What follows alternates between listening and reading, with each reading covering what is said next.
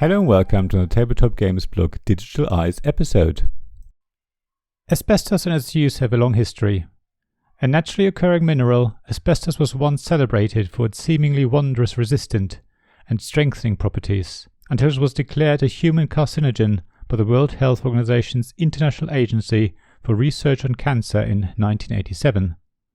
This odd dichotomy between the recognition of the harmful effects of the mineral and lure of the potential to make a profit on it is by no means new to industry or unique to asbestos. As game designers and game players, however, this is thought-provoking. From the rulebook of the cost by Spielworxx. It took me a long time to pluck up the courage to write a review about a game that deals with such a controversial topic. I wanted to have played it often enough and with enough different people to make sure I would understand how the game deals with the topic and how it works from a gameplay perspective, as well as hear how playing the cost makes people feel. After all, as a player, you are trying to make as much money from mining, milling, and selling asbestos in order to win, without paying any attention to the very real human cost this activity had. The cost is not your usual action selection, area control, resource management game where you're just pushing cubes around the board. It's not going to be for everyone. So I always made sure to let people know what this game was about and the real-life events that it is built around, allowing everyone to decide for themselves if they wanted to try it. The cost is, as I said, an action selection game with area control and resource management. All the mechanisms in this game are all a little different to other games, adding more interest to the cost and giving it a strategic element. For the action selection mechanism, imagine a grid of hexes, like in Catan. Players select one corner where 3 hexes converge to take the 3 actions displayed on them. Once a corner has been chosen, it's blocked, and other players have to use a different corner. Or you can see that you need to think about what actions you want to carry out and what actions you might want to block for other players. The area control is about where you build your mines and mills, the railroad tracks you lay or the ports you build. Railroad tracks and ports can earn you money if other players use them. Mines and mills are your main source of income, and mills can be used by other players except that you end up with a refined asbestos to sell yourself and make money from. Resource management is about investing in countries to give you local currency that allows you to mine, mill and sell asbestos there. Even the flow of the game is a bit different. There are basically 4 phases, 2 of which are more to do with housekeeping than anything else. First, you select your actions via the hexes, as explained above, but these actions are all about getting money, or building mines, mills, railroad tracks or ports. They have an effect on the game boards, and even though the choices you make during this phase are vitally important, it doesn't feel like anything much is happening. That all changes in the 3rd phase, where players take turns to mine, mill, or move/sell asbestos or pass. Players have to continue taking one of those actions until nobody can do anything else. It's in this phase that you run your engine, so to speak. Mine some asbestos, move it to a mill it, move it to a market and sell it for a profit. You can see the asbestos move around on the board until nothing is left and the 3rd phase ends. So already it's clear that the cost is different from other games. The graphic design actually adds to this feeling. It all feels rather industrial, a little bit dusty even, and the pattern of asbestos fiber panels can be seen throughout, constantly reminding you what this game is about. That is, if you do actually need reminding.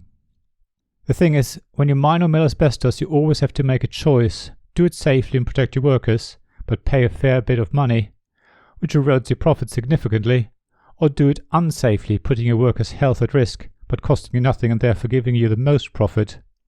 The decision seems very clear here, but the cost makes it harder by making the real-life implications obvious.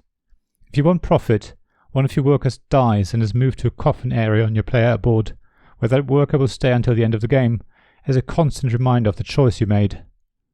That's where the game starts to make you feel uncomfortable, if you weren't uncomfortable enough from the beginning when you heard what the cost was about.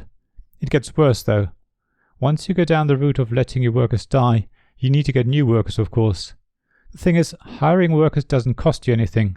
You don't even have to pay them anything when you put them to work if you accept that one of them will die. You really feel how cold this industry was, or in some places still is.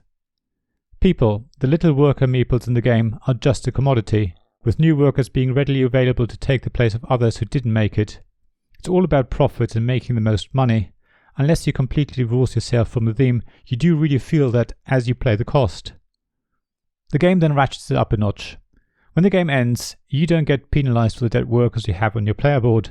There are no negative points, nothing. The designers intentionally didn't want the game to get involved in the decisions you make. They didn't want the cost to chastise players. They wanted the players to make the decisions in the game themselves, and even though that's probably one of the more controversial decisions the designers made, I do actually think it works. However, to make it work, I think it's vital that all players read the rulebook, especially the introduction and all the callouts that describe how your actions in the game relate to real-life events and what the consequences were.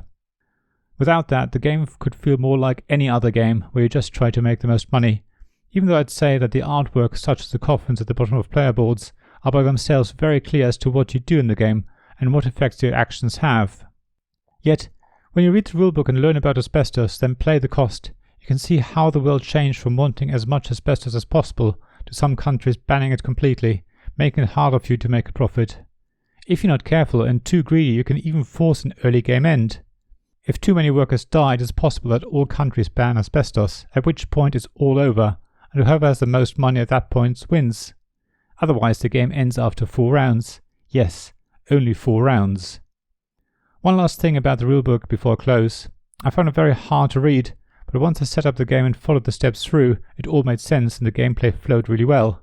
Yet, every player gets a double-sided A4 reference guide, which gives you an idea of the complexity of this game, and that it will take a while to play well and quickly.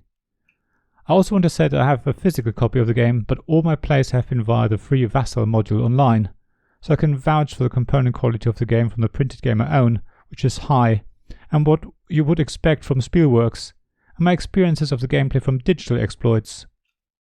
So let me finish by saying that it is very clear that the cost was cleverly put together to create a mechanically interesting and challenging game, while treating the serious subject matter with respect, and even trying to teach players about asbestos as they play.